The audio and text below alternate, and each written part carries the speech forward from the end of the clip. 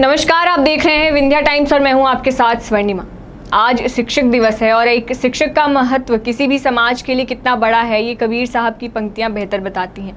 एक गुरु की महत्वता बताते हुए कबीर कहते हैं कि गुरु गोविंद दोऊ खड़े काके लागे लागू पाए, बलिहारी गुरु आपने गोविंद दियो बताए। और यकीनन ये पंक्तियां सच साबित होती हैं जब समाज में ऐसे शिक्षक मिल जाएं जिन्हें अपने काम और समाज के प्रति दायित्व का बोध बेहतरी से हो। आज हम आपको मिलाएंगे रीवा की एक ऐसी शिक्षिका से जिन्होंने यह साबित किया है कि शिक्षा महज किसी भी चार दीवारी के भीतर की चीज़ नहीं है, बल्कि उसका आयाम काफ़ी ऊंचा है। रीवा पॉलिटेक्निक कॉलेज में पढ़ाने वाली एक महिला शिक्षिका गरीब बच्चों को पढ़ाकर उनका जीवन संवारने में लगी हुई हैं। उनके द्वारा गरीब बच्चों को बेसिक पढ़ाई का कार्य शुरू किया गया है और हर दिन करीब 20 से 25 बच्चों को वो 1 घंटे मुफ्त में पढ़ा रही हैं। इसके साथ ही गरीब बच्चों का पास ही के स्कूल में एडमिशन भी करा दिया गया है।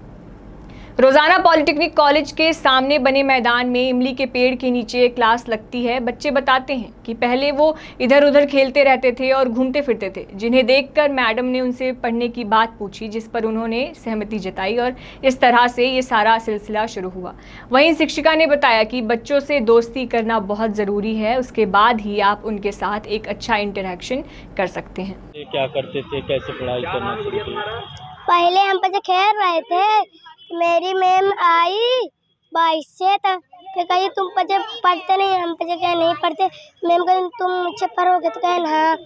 फिर मैम कही चलो पढ़ाते। फिर इधर कॉलेज में पढ़ते रहते थे, इधर बदबू मार रहे थे, तो फिर मैम इधर कॉलेज में पढ़ने लगी, फिर इधर पढ़ाने लगी। फिर मंदिले स्कूल में नाम लिखवाया। हम बच्चे से 12 बजे मिलने आती है और फिर 1 बजे चली जाती है। यहाँ पे ही पढ़ते हो आप? हाँ। पहले क्या करते थे? पहले खेल रहे थे। कौन पढ़ाता है? पहले क्या करते थे? पहले खेल कूद रहे थे, तो मेरी मैम आई तो क्या कही कि बच्चों तुम पढ़ोगे, तो हम बच्चे बोले हाँ। तो फिर एक दिन मैम आ रही थी तो गिर गई थी वहाँ पास कॉलेज के पास। तो फिर जब मैम दिखाने आए तो मेरे बच्चे रो रहे थे।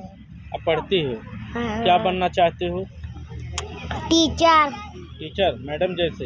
हाँ। नाम क्या है तुम्हारा? नेहा बंसल। एक्चुअली क्या है, मैं पहले से ही मेरा था कि मैं सर्विस सिलेक्शन बोर्ड में गई थी एसएसबी में, तो मुझे देश हित में काम करना हमेशा से अच्छा लगा है। जब मैं स्कूल में पढ़ती थी, गवर्नमेंट स्कूल में पढ़ती थी, वहाँ जब अच्छी अच्छी चीज़ें बताई जाती थी, मुझे लगता था बड़े होकर मैं भी कुछ अच्छा करूँगी।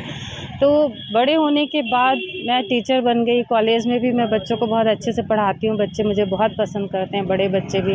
और पढ़ाई के साथ साथ बच्चों को डायरेक्शन देना, मोटिवेट करना, लाइफ कैसी है, उतार चढ़ाव, ये सब चीज़ें समझाना, उससे टीचर और बच्चों के बीच में बहुत अच्छी बॉन्डिंग होती है। मतलब एक तरह से हमें बच्चों से दोस्ती करनी पड़ती है। इन बच्चों से भी वही हुआ। हम बस ऐसे ही घूम रहे थे, ये बच्चे हमें मिल गए, हमने इनसे दोस्ती कर ली। थोड़ा थोड़ा इनको देना स्टार्ट किया, चॉकलेट, टॉफ़ी, कभी फल फूल ला के दे दिया। फिर धीरे धीरे इनके साथ खेलने लगे, चलो आज खेलते हैं, स्टोरी सुनाते हैं। पहले तो इनके अंदर डेवलप किया कि ये मेरे से इनका लगाव हो, और बस इसके बाद फिर मैं धीरे धीरे इनको पढ़ाई की तरफ कि पढ़ने की क्या आवश्यकता है, कैसे आप पढ़ के क्या बन सकते हो। एक बड़े घर के बच्चे में जो कार में चल रहा है और एक आप में जो माइंड है वो इक्वल है। मैं इनको बताती हूँ कि आपके दिमाग में पूरा ब्रह्मांड समाया हुआ है, और जिस दिन आप चाह लोगे, आपकी स्थिति परिस्थिति को अलग बात है, लेकिन जिस आप चाह लोगे उस दिन आपकी सक्सेस निश्चित है। ऐसे इनको स्टोरी भी बताती हूँ, मोटिवेट भी करती हूँ। और कितना सहयोग करते हैं आपको? परिजन का सहयोग नहीं मिलता है सर, उस कारण से थोड़ा सा ये जो दिक्कत है कि मैं तैयार करके बच्चों को स्कूल तक पहुंचाती हूँ, स्कूल से फिर बच्चे कबाड़ की तरफ जाते हैं। ये अभी की प्रोसेस हो रही है कि स्कूल तक मैंने तैयार करके बच्चों को पहुंचाया। बच्चे भी बोलते हैं कि आपसे ही पढ़ना है, और पेरेंट्स भी, मैडम अपना पढ़ाई तो ठीक है, हम स्कूल ना भेजा। एडमिट भी करवा दिए हैं आप बच्चों को? कहाँ करवाएं? ये मंदिरिया स्कूल है सर, यहाँ पे बच्चे स्कूल भी जाते हैं? हाँ, तो बच्चे स्कूल जाते हैं। वहाँ का टाइमिंग 10:30 से जो 5 है, तो बच्चे इस लंबे टाइम तक बंधना भी पसंद नहीं करते हैं, क्योंकि ये दिन भर घर में खेलते रहते हैं, घूमते रहते हैं, कोई रोक टोक नहीं है। एक तो पढ़ाई वैसे ही कठिन चीज़ है स्टार्टिंग में, जब तक हमें पता ना हो कि पढ़ाई का महत्व क्या है। उसके बाद इस तरह से रोक टोक और बंदिश, मतलब एक स्कूल में भी ऐसा हेल्दी माहौल हो कि बच्चे खेल खेल में पढ़ें, उनको वहाँ जाना अच्छा लगे। आखिर ये बच्चे मेरे पास आते हैं, इनको अच्छा लगता है। मैं 1 घंटे में बोलती हूँ बेटा जाओ बस, अब मुझे कॉलेज में पढ़ाना है, मैं यहाँ जा रही हूँ वहाँ जा रही हूँ, नहीं मैडम नहीं दीदी और पढ़ाइए, मेरे से दूर नहीं होना चाहते।